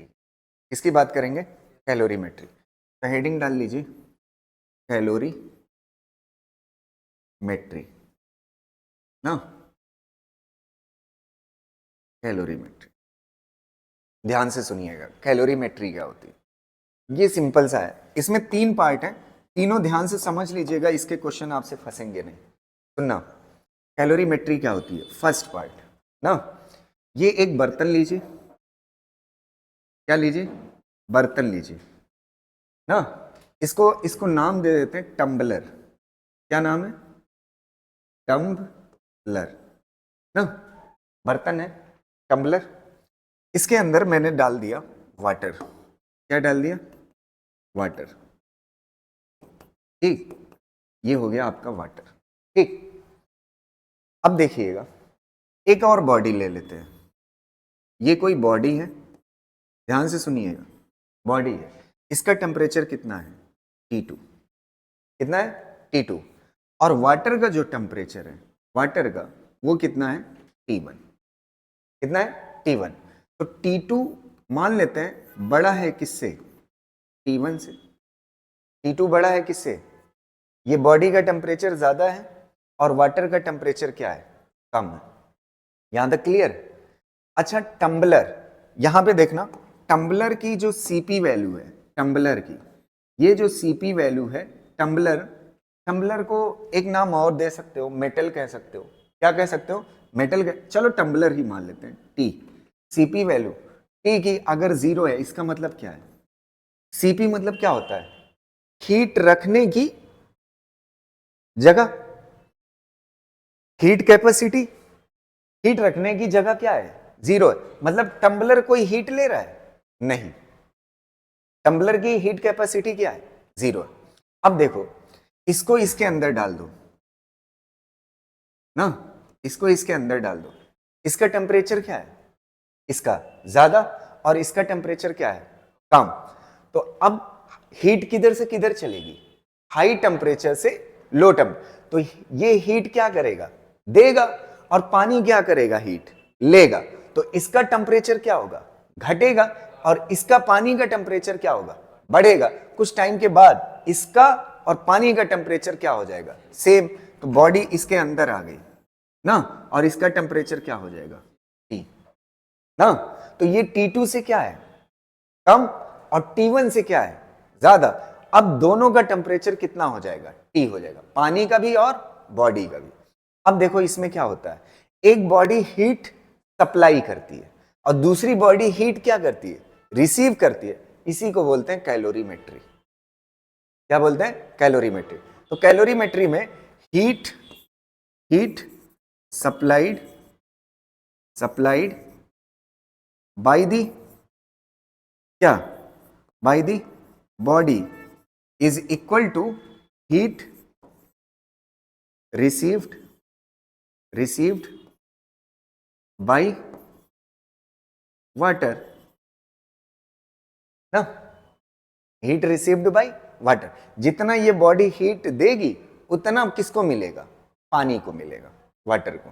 अब देखो हीट सप्लाइड किस फॉर्म में होगी, मान लेते हैं ये बॉडी सॉलिड है तो इसका तो फेस चेंज नहीं होगा, क्या नहीं चेंज होगा, फेस चेंज नहीं होगा।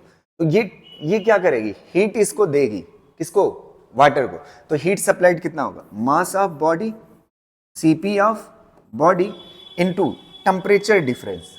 टेम्परेचर बड़ा वाला लेना है पहले, टेम्परेचर डिफरेंस क्या होगा, T2 माइनस T हो जाएगा ना। टेम्परेचर कितना है T2 से घट के क्या हो जाएगा T। हकीकत में देखा जाए T final minus T initial होता है, तो पहले ये T आना चाहिए, बाद में ये आना चाहिए, लेकिन उल्टा मैंने लिखा हूं। ऐसे ही लिखना जैसे मैं लिख रहा हूं, नहीं तो गलत हो जाएगा। समझ आ रहे हो, पहले कौन सा टेम्परेचर लिखना है, बड़ा वाला, फिर उसके बाद जो घट के हुआ है वो वाला लिखना। ये क्या हो गया, heat supplied by the body equal to क्या होगा, heat received by water. Heat received by water कितना है बताइएगा, मास ऑफ वाटर और क्या होगा, Cp ऑफ वाटर, और इसका टेम्परेचर बढ़ के कितना हुआ है बताइएगा, कितना हुआ, T1 से बढ़ करके कितना हुआ है T, तो क्या हो जाएगा T माइनस T1 ना, बस हो गया। जितना हीट ये बॉडी लूज करेगी उतना वाटर क्या करेगा, गेन करेगा। समझ आ रहा है, क्लियर रहेगा। चलो इसको कर लो एक पार्ट, ठीक। अब इसका दूसरा पार्ट मैं दिखाता हूं, ध्यान से सुनिएगा। दूसरा पार्ट देखिए, दूसरा पार्ट, ये टम्बलर है ना, सेकेंड केस। यही 2-3 केस आप समझ गए तो आपका काम हो गया। इसके अंदर क्या भरा हुआ है, वाटर। क्या भरा हुआ है, वाटर ना। इस बार जो टम्बलर का Cp है ना, टम्बलर का Cp किसका, टम्बलर का, वो 0 नहीं है। मतलब ये अपने अंदर क्या करेगा, हीट लेगा, टम्बलर भी हीट ले रहा है ना। अच्छा, टम्बलर का टेम्परेचर कितना है T1, और पानी का भी टेम्परेचर कितना है T1 ना। और ये जो बॉडी है, बॉडी का टेम्परेचर कितना है T2, और बॉडी का टेम्परेचर T2 बड़ा है किससे, ये टम्बलर का टेम्परेचर और ये पानी का टेम्परेचर, इन दोनों का टेम्परेचर से बड़ा है। यहां तक कोई दिक्कत नहीं ना। अब आप देखिए, अच्छा ये गर्म है और ये क्या है, ठंडा है। जब इसमें रखोगे तो गर्म अपनी हीट क्या करेगा, लूज, और ये दोनों क्या करेंगे, गेन। तो इनका टेम्परेचर क्या होगा, T1 से बढ़ेगा, और इसका टेम्परेचर क्या होगा, घटेगा। मान लेते हैं वो टेम्परेचर, एक टाइम आएगा जब सबका टेम्परेचर क्या हो जाएगा, सेम, और वो टेम्परेचर कितने के बराबर, T के बराबर। कितने के बराबर, T के। अब इन तीनों का, टम्बलर का, बॉडी का और पानी का टेम्परेचर कितना हो गया, T हो गया। इसने अपना टेम्परेचर क्या किया है, लूज, और इसने अपना टेम्परेचर क्या किया, बढ़ाया। तो जो हीट इस बॉडी ने सप्लाई किया है, किसको किसको मिला है, किसको मिला है, टम्बलर को, और किसको मिला है, पानी को। दो ही लोग है ना। तो हीट सप्लाइड बाई क्या होगा, हीट सप्लाइड बाई बॉडी बराबर होगा किसके, heat received by water plus क्या होगा, हीट रिसीव्ड बाई क्या होगा बताइए, टम्बलर ना, टम्बलर ना। अब देखो, heat supplied by the body, mass of body, Cp of body, और टेम्परेचर डिफरेंस कितना होगा, T माइनस वो बड़ा कौन सा है, T2 माइनस T, ये हो जाएगा।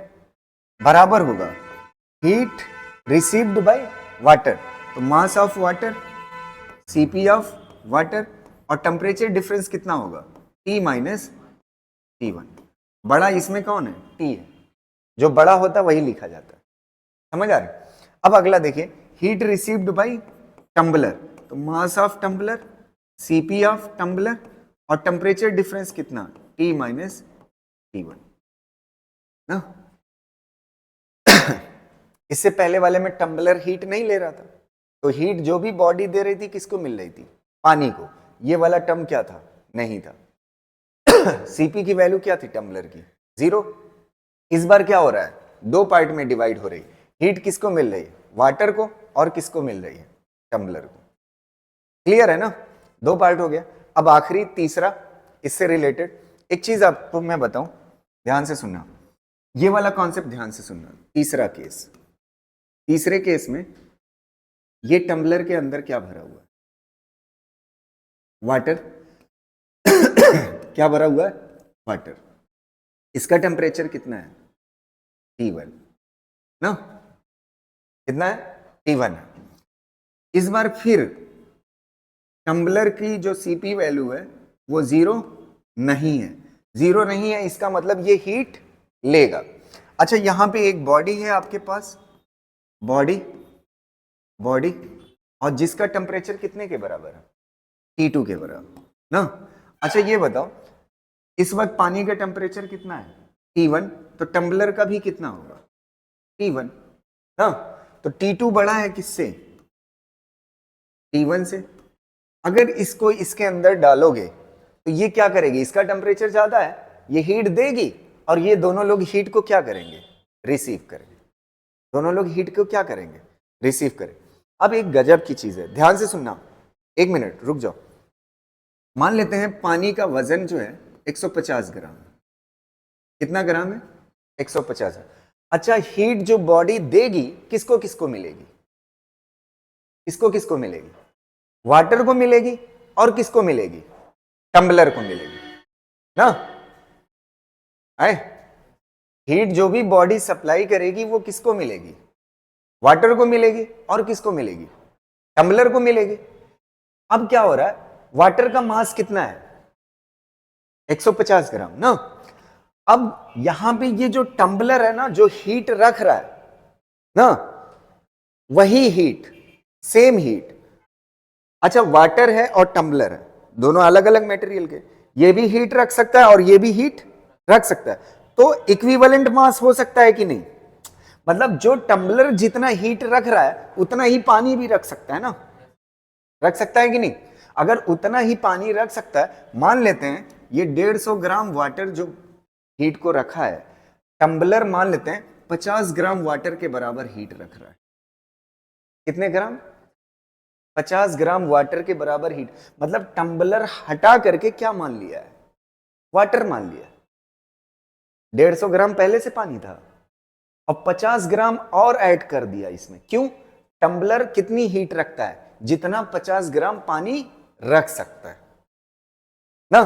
तो अब ये पूरा ओवरऑल क्या बन गया, वाटर ही बन गया। तो heat supplied by the body, heat supplied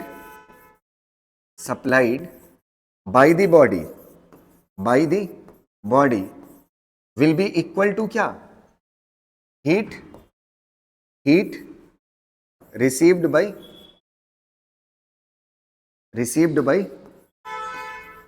water ना। अब देखो, heat supplied by the body, वही formula, mass of body, CP of body, CP of body, और डेल्टा टी क्या होगा, T2 माइनस टी, ये होगा। अब वाटर का मास, ध्यान से देखना, मास ये किसका है, वाटर का, और ये कौन सा है, इक्विवेलेंट मास। ये मास किसके बराबर है, इक्विवेलेंट। ये इक्विवेलेंट का मीनिंग क्या है, मास इक्विवेलेंट, मतलब टम्बलर जो जितनी हीट रख रहा है, टम्बलर अपने हिस्से में उतनी हीट 50 ग्राम वाटर रख सकता है। तो टोटल मास कितना हो गया, 150 प्लस 50, तो ये मास क्या होगा, mass of water plus mass of equivalent, ये हो जाएगा टोटल मास इनटू क्या हो जाएगा, Cp किसका, वाटर का, और क्या हो जाएगा डेल्टा, डेल्टा टी क्या होगा, टेम्परेचर कहां से कहां तक, T माइनस T1 बस इतना है। अच्छा हीट क्या बॉडी ने दिया, दो लोगों के पास गई, किसके पास 150 ग्राम वाटर के पास प्लस किसके पास, टम्बलर के पास। टम्बलर जो हीट रखता है वही हीट कौन रखता है, 50 ग्राम वाटर रखता है, तो यहां पे मास में ऐड कर दो वाटर के, बस काम खत्म। ये तीसरा केस है, समझ गए ना। अच्छा इस मास को मैं निकालना भी सिखा देता हूं आपको, ये मास कैसे निकालते हैं। जो भी हीट, देखना हीट किसकी, हीट वाटर के पास, अगर बराबर है हीट किसके पास, टम्बलर के पास, टम्बलर के पास ना। देखना जितना हीट टम्बलर रख रहा है उतना हीट कौन रख सकता है, वाटर, दोनों क्या है बराबर। तो यहां पे क्या होगा, mass of water Cp of water, और क्या होगा डेल्टा टी ना, टेम्परेचर डिफरेंस तो वही, is equal to mass of tumbler Cp of tumbler, और क्या होगा डेल्टा टी ना। अब देखो डेल्टा टी, ध्यान से सुनना, टम्बलर कितने टेम्परेचर पे, T1, और वाटर कितने टेम्परेचर पे, T1। जब ये आएगा तो इसको गर्म करेगा, ये ज्यादा टेम्परेचर है ना, जब गर्म करेगा तो T1 से इसका टेम्परेचर क्या हो जाएगा, T हो जाएगा। तो जितना इसका बढ़ा है उतना टम्बलर का भी तो बढ़ा है, तो दोनों टेम्परेचर क्या होंगे, घट जाएगा। अब यहां पे मास ऑफ वाटर निकल आएगा, mass of water is equal to क्या होगा, mass of tumbler Cp of tumbler divide by क्या हो जाएगा, मास ऑफ वाटर ना। इससे क्या आ जाएगा, ये जो मास वाटर का आएगा यही इक्विवेलेंट मास है, m इक्विवेलेंट। अब देखिए मास ऑफ टम्बलर को बदल दिया किसमें, मतलब जितना टम्बलर हीट रखेगा उतना ही इतना मास ऑफ वाटर हीट रख सकता है, वही ये वाटर का मास। क्लियर रहेगा, इसको कॉपी कर लीजिए, फिर एक क्वेश्चन करते हैं जिससे क्लियरिटी मिल जाए, ठीक है कर लीजिए, हो गया चलो।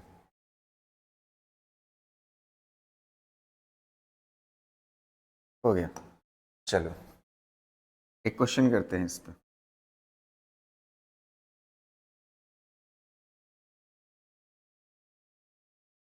देखो इस क्वेश्चन, बढ़िया क्वेश्चन है,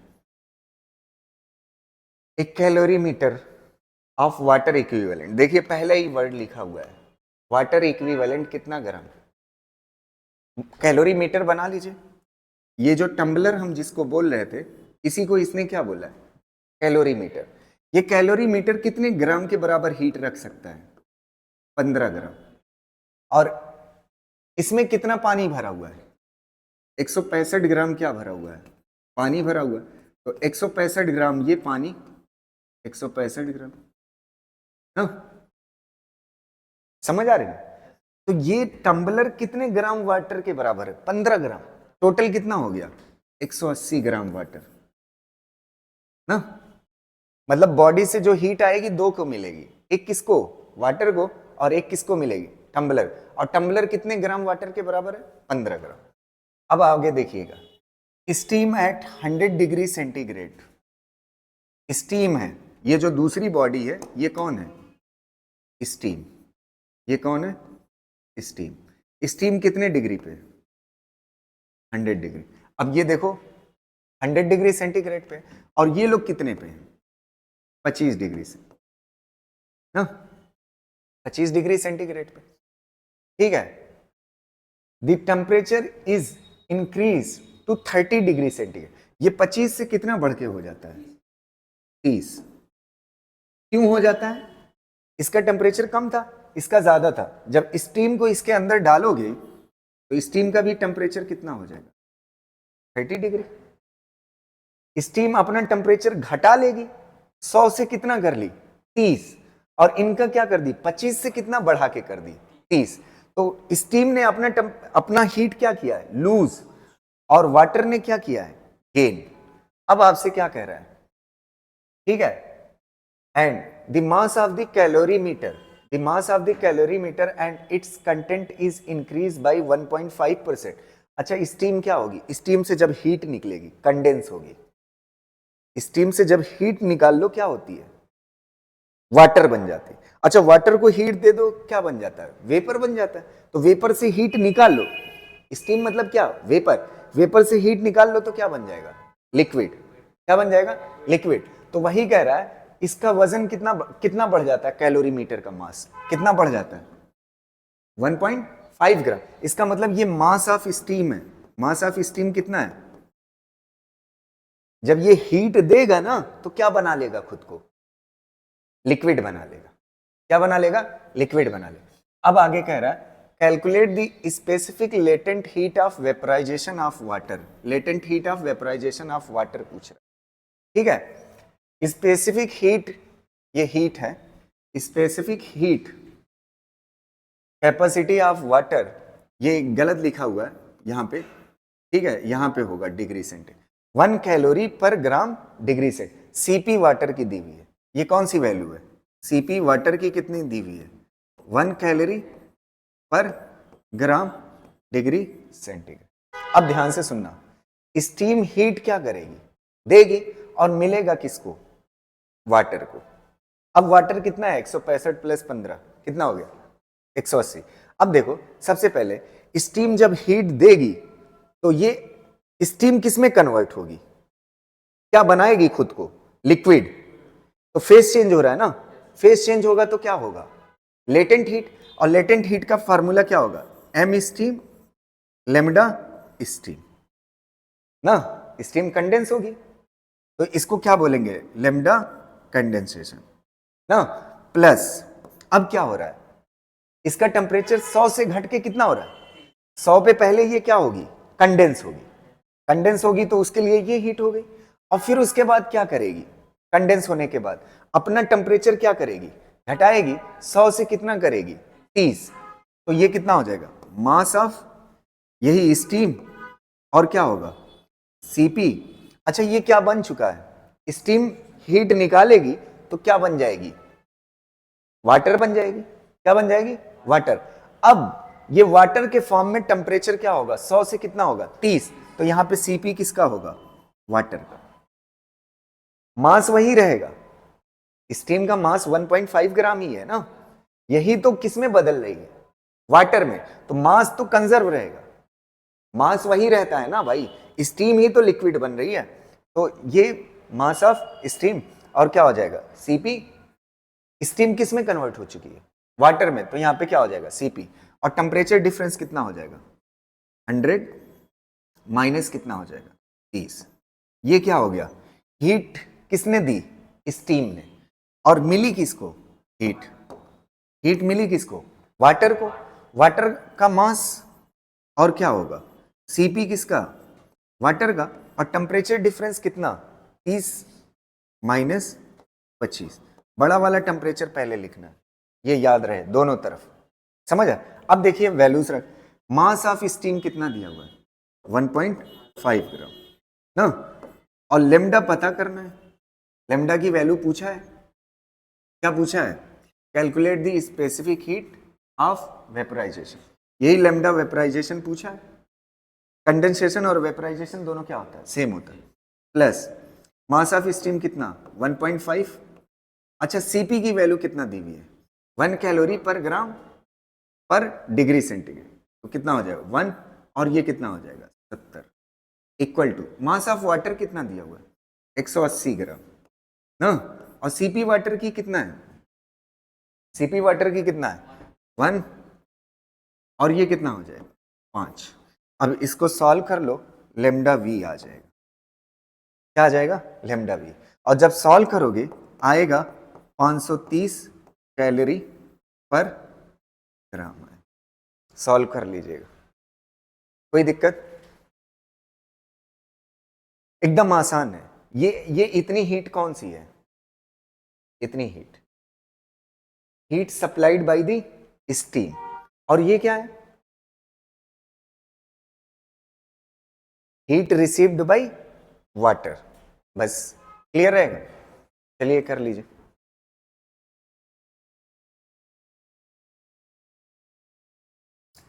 बस यहीं पे गलती ना हो, ध्यान से। स्टीम जब कन्वर्ट हुई ना, स्टीम से जब हीट निकली तो ये किस में कन्वर्ट होने लगी? वाटर में। और वाटर में जब कन्वर्ट होने लगेगी तो सीपी वाटर की लेना है ना। और इधर क्या था, जो हीट रिसीव कर रहा था वो भी क्या था? वाटर। तो यहाँ पे सीपी वाटर।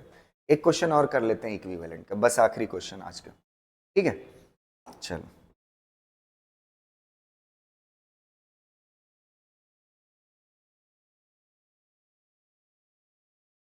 ये वाला क्वेश्चन देखिए, ठीक है? बढ़िया से समझने की कोशिश करिएगा। देखो 10 gram of ice cube at कितना? 0 degree centigrade are release in a tumbler, ठीक है? सबसे पहले आइस की पिक्चर बना लीजिए। ये कितना है? 10 ग्राम। और कितने डिग्री सेंटीग्रेड? 0 डिग्री से ना, आइस हो गया, ठीक। अब किसके अंदर इसको डाला जाता है? ये हो गया आपका टम्बलर। अच्छा, टम्बलर जो है ना, गजब की, ये पढ़िएगा लाइन। टम्बलर कैसा है? सिर्फ टम्बलर है, इसमें पानी नहीं है, लेकिन ये जो टम्बलर है ना, वो 55 ग्राम वाटर के बराबर है। किसके बराबर है? मतलब ये टम्बलर हटा करके क्या मान लीजिए? वाटर मान लीजिए। तो टम्बलर हट गया और यहां पे क्या आ गया? 55 ग्राम क्या है? इसके अंदर डालना है। ये क्या है? 55 ग्राम वाटर है ना। इक्विवेलेंट का मतलब यही होता है। 55 ग्राम क्या है? वाटर। अब ये 55 ग्राम वाटर जो है कितने डिग्री सेंटीग्रेड पे? 40 ना। अब आप ही बताओ, ये 40 पे है, ये 0 पे है। जब आइस को इसके अंदर रखोगे तो क्या होगा? आइस का टेम्परेचर क्या होगा? बढ़ेगा। और इसका टेम्परेचर क्या होगा? घटेगा ना। अच्छा, आइस जब इसके अंदर आएगी ना, इसके अंदर आएगी तो सबसे पहले काम क्या होगा? हीट जाएगी, इसको क्या कराएगी? मेल्ट कराएगी। क्या कराएगी? मेल्ट कराएगी। 0 पे है ना, तो इसको क्या कराएगी? मेल्ट कर। अब मेल्ट कराने के बाद और ताकत रही तो इसका क्या करेगी? टेम्परेचर बढ़ाएगी ना। पहले मेल्ट कराएगी, फिर टेम्परेचर बढ़। अब टेम्परेचर बढ़ाएगी तो कह रहा है the temperature of the water in the tumbler becomes nearly. Temperature of the water in the tumbler, समझ आ रही है? इससे कंफ्यूज मत करिएगा। ये जो टम्बलर है ना, ये जो टम्बलर है ना, ये जो टम्बलर है ना, ये कितने ग्राम के बराबर हीट रखता है? 55 ग्राम वाटर के बराबर है टम्बलर ही, समझ आए? उसकी जगह पे क्या रिप्लेस कर दिया? 55 ग्राम वाटर। अब हीट वाटर किसको देगा? आइस को। तो पहले ये क्या करेगा? मेल्ट। और फिर उसके बाद इसका टेम्परेचर क्या करेगा? राइज करेगा। तो वही टेम्परेचर पूछ रहा है। वही क्या पूछ रहा है? टेम्परेचर कितना राइज कर पाएगा, समझ? सबसे पहले हीट कौन दे रहा है? वाटर। अच्छा, इसका 0 है, 0 से बढ़ जाएगा ना टेम्परेचर, पहले इसको मेल्ट कराएगा 0 पे, तो पूरी तरह से क्या हो जाएगा? पूरी तरह से क्या हो जाएगा? मेल्ट हो जाएगा ना। अगर पूरी तरह से मेल्ट हो जाएगा तो पूरी तरह से मेल्ट होने के बाद फिर इसका टेम्परेचर क्या करेगा? और हीट होगी तो टेम्परेचर क्या करेगा? राइज। मान लेते हैं वो टेम्परेचर कितना है? T। कितना है? T। तो अब heat supplied by the water और रिसीव्ड बाय क्या होगा? रिसीव्ड बाय क्या होगा? आइस। तो हीट सप्लाई कितना होगी वाटर की? मास of water, CP of water, और टेम्परेचर डिफरेंस कितने का होगा? कितने का होगा? मैक्स 40 से कितना घट के हो जाएगा? टी। ये हीट सप्लाइड बाय दी क्या हो गया? वाटर। क्या हो गया? वाटर। बराबर होगा किसके? ये हीट सप्लाइड, सप्लाइड बाई क्या हो गया? वाटर। और रिसीव्ड बाई क्या होगा? Heat received by, received by क्या होगा? बाई आइस ना। आइस पहले क्या करेगी?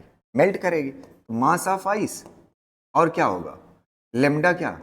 मेल्टिंग ना। पहले क्या करेगी? मेल्ट करेगी। फिर उसके बाद क्या होगा? और हीट ये देगा। और मेल्टिंग के बाद इसका टेम्परेचर क्या होगा? जब मेल्ट हो जाएगा, मेल्ट के बाद क्या करेगा? राइस।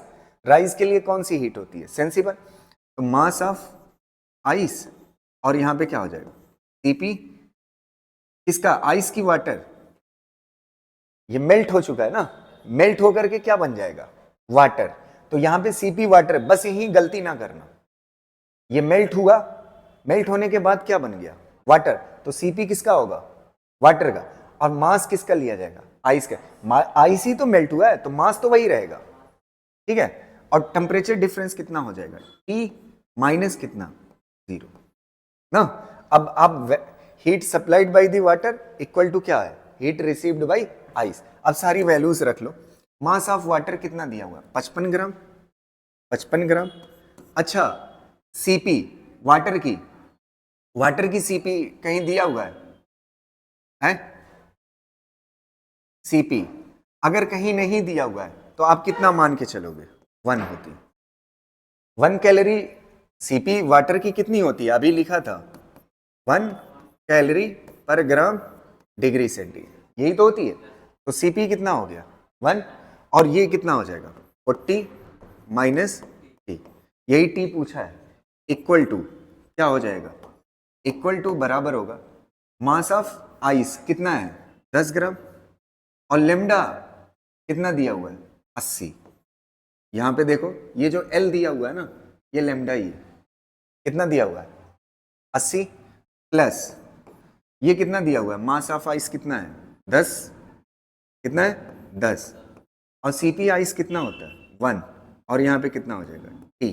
अब इसको सॉल्व कर लो, ये 55 को 40 से मल्टीप्लाई करो, 2 2200, और इसको मल्टीप्लाई करोगे माइनस 55T, ये कितना हो जाएगा 800, और ये कितना हो जाएगा 10T ना।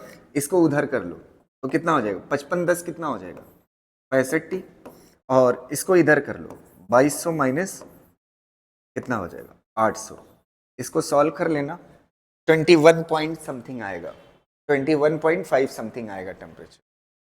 बस यही टेम्परेचर आपसे पूछा था। तो कैलोरीमेट्री बस क्या है, सिंपली एक बॉडी हीट देगी और दूसरी क्या करेगी, रिसीव करे। ये कर लीजिए, बाकी कल और क्वेश्चन करा दूंगा 3-4, जिससे आपकी प्रैक्टिस अच्छी हो जाए, ठीक है। बस ये तीनों केसेस याद रखिएगा, ठीक है। ठीक है, तो आज की क्लास इतना ही, थैंक यू सो मच।